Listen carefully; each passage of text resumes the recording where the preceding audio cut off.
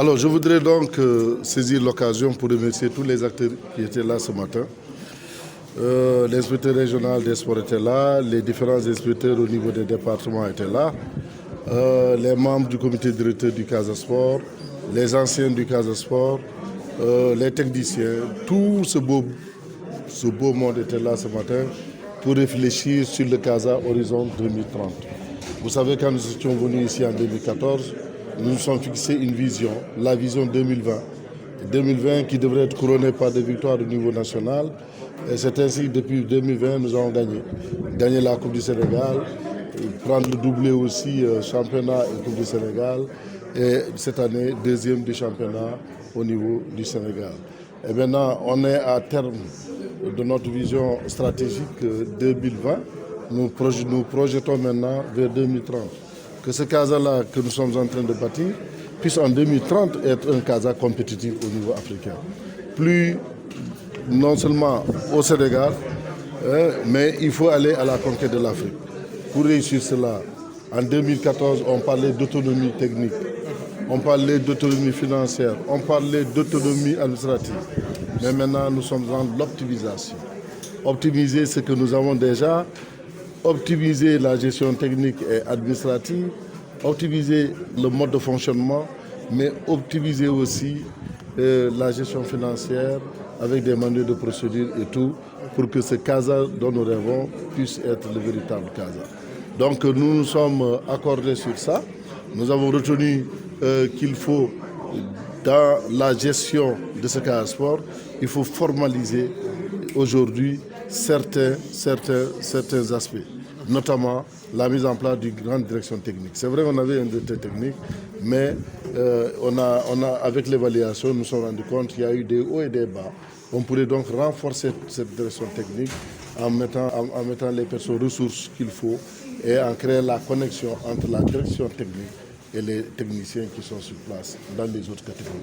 Nous avons pensé aussi que pour maîtriser le fonctionnement financier, il faudrait aussi une direction financière qui aura en charge non seulement de suivre le budget, mais avec la commission marketing, d'aller chercher les moyens additifs pour que le Casa puisse vivre et survivre. Parce que, comme vous le savez, non seulement le Casa dépense beaucoup d'argent dans le championnat national, mais si vous devrez aller en Afrique, c'est encore beaucoup plus cher. Donc à l'horizon 2030, nous devrons avoir un budget qui atteint plus de 500 millions, si au moins, qui atteint plus de 500 millions, pour que nous puissions non seulement conquérir le Sénégal, mais aller en Afrique. Quand bien même 500 millions, ce n'est pas suffisant, mais on serait déjà sur la rampe ou sur les rampes du progrès, parce que les moyens vont justifier les objectifs que nous nous sommes assignés.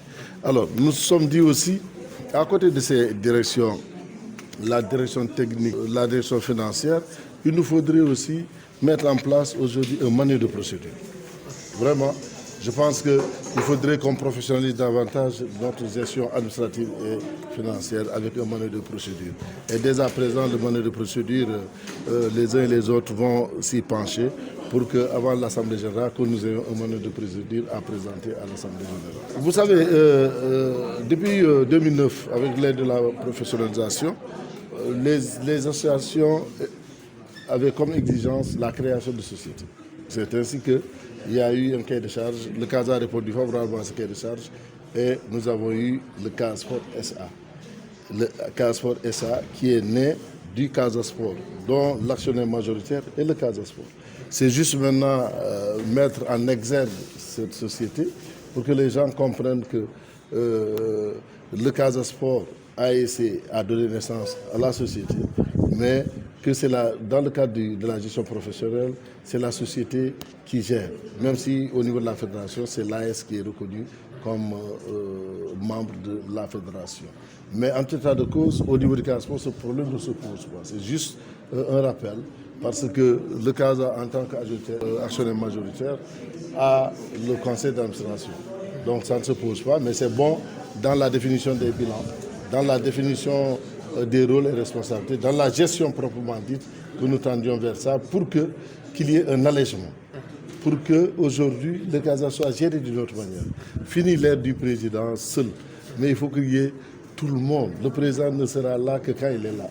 même s'il n'est pas là, ça continue à fonctionner parce que les gens ont eu les pouvoirs nécessaires qui leur permettent de fonctionner librement.